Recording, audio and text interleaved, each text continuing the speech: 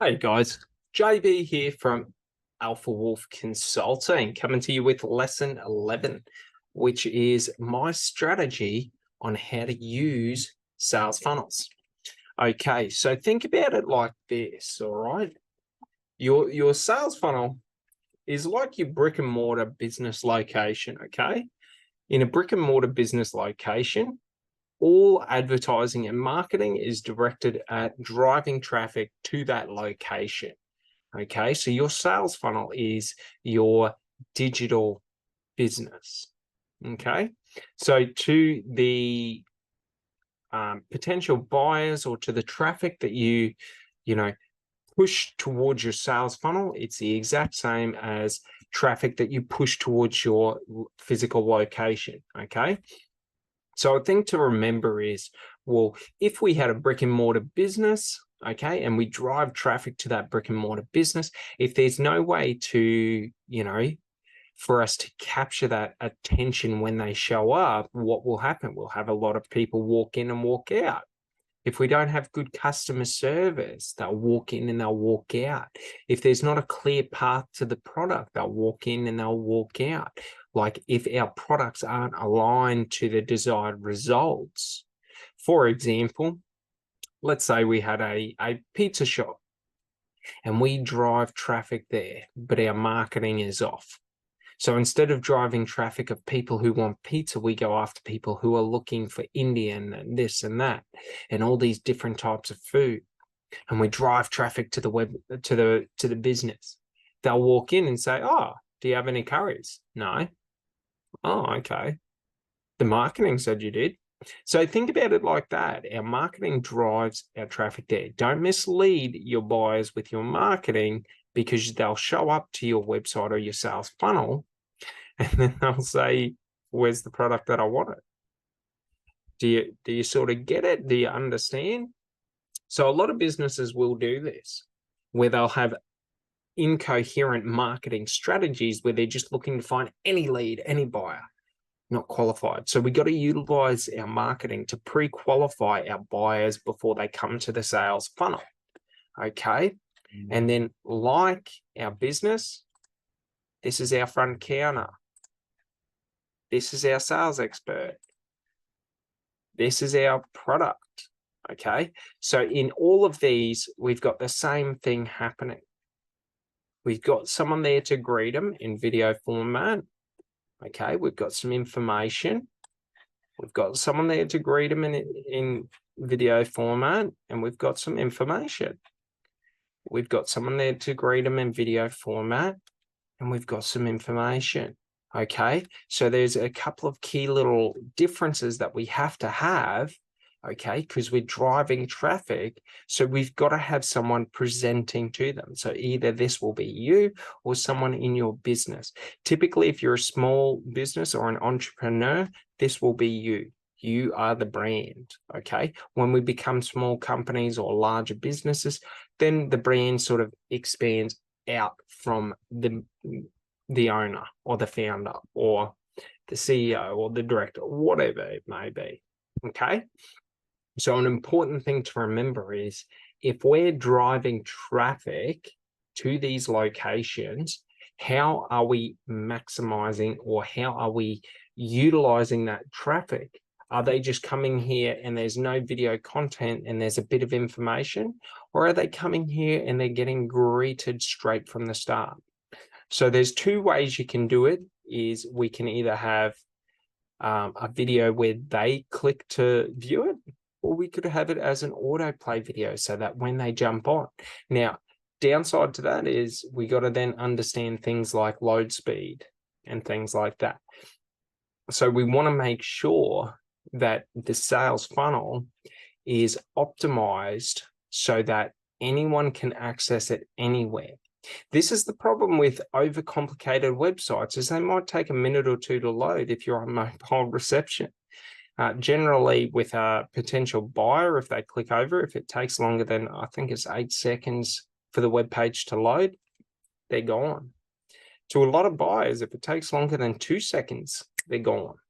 So we got to understand a couple of things around our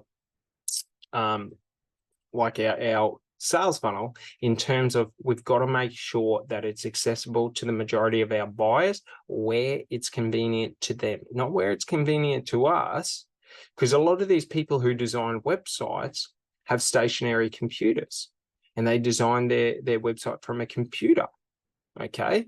And they're doing everything based on the computer version.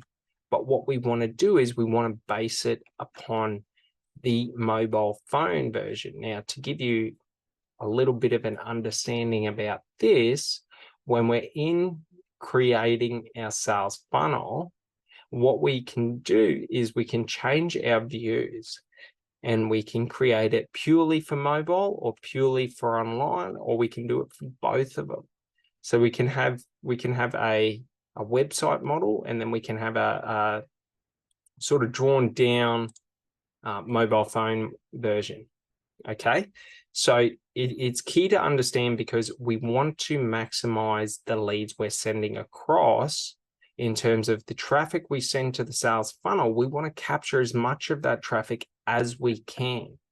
Okay, alternatively, rather than, wasting all that opportunity. So if we look here, this is us looking at it at the mobile phone version. This is how a mobile phone buyer would see it. Okay, so it's very, very similar to the computer version. It's just more linear and compact.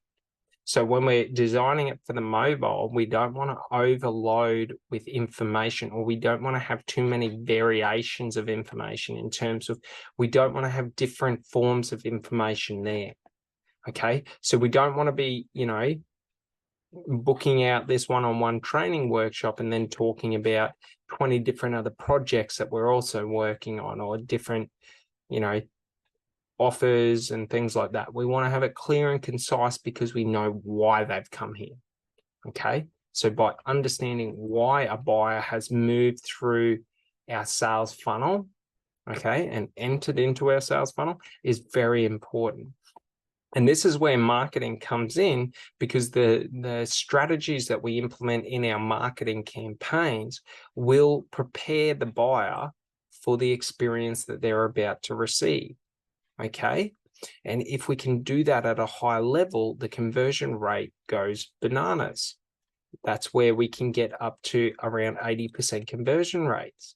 And that should always be the goal, is to get to around 80% of the people, or 80% of the marketing effort that we put in is returned to us in the form of leads, or in the form of sales. Okay, so we want to try and maximize all the spend that we have online on advertisements and ads and different things like that, and we really want to maximize it in these sales funnels. So by aligning our marketing to our first stage is always good. Aligning our second stage to our first stage is always good. Aligning our third stage, which is our sale or our product, to all of those previous stages is important.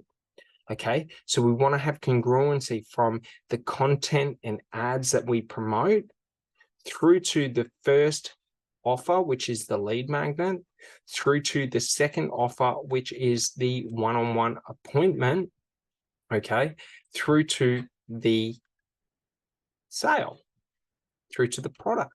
So we want to have this linear forward and this linear back, so that anyone on this page understands where they've come from, and anyone entering into the funnel will, by definition or by default, end up here. Okay, so clear paths, simple steps to take, clear actions for a buyer to take is vital, because it helps out so much. All right, it just makes it more easy, congruent, and natural of an experience, rather than us saying, do you want to generate money online and learn how to generate a second income, and then talk about investments, talk about NFTs, talk about crypto, talk about this, that, and the other on it, and then we get to here and we're selling them like our lead magnet is sales funnels.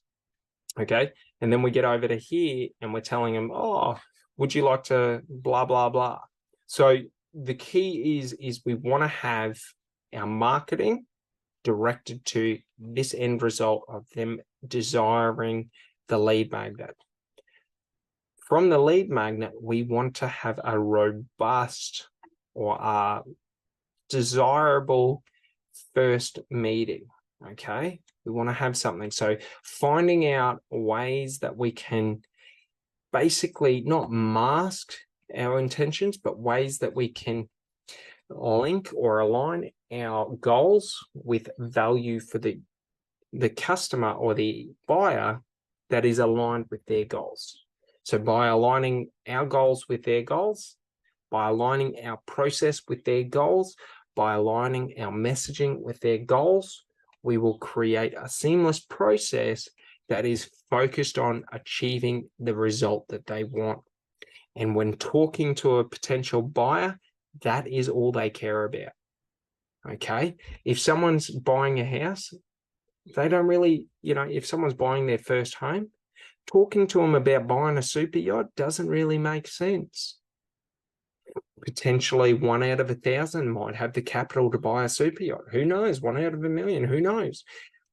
But it's irrelevant. Why are we talking about yachts when we're selling a house? Okay.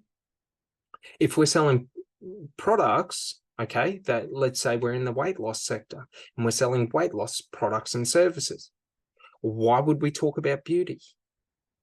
It's irrelevant. While they might be slightly linked, there's no point. We would first sell them on the weight loss and then sell them on the beauty.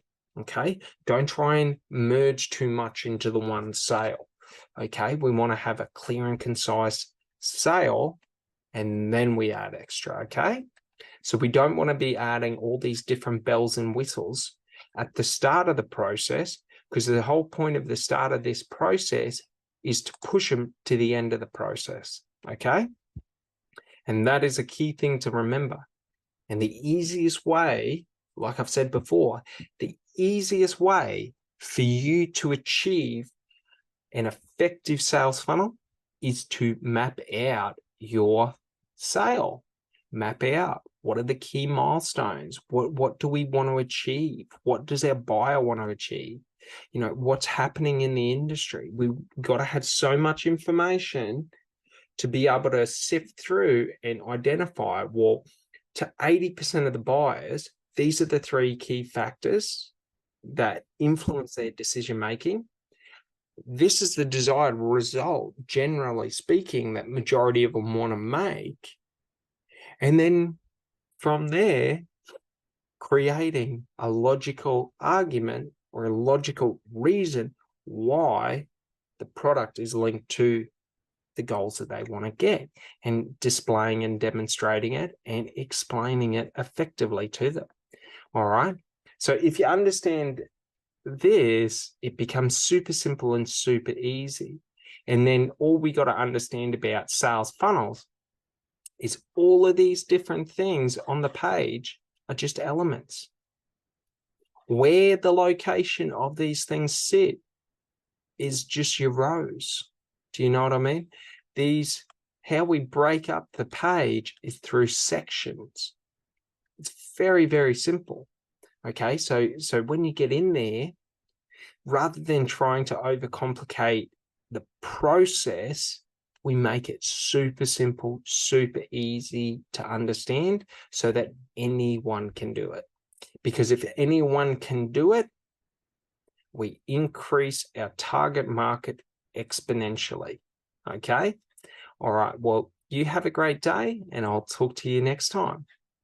Thanks so much. Bye.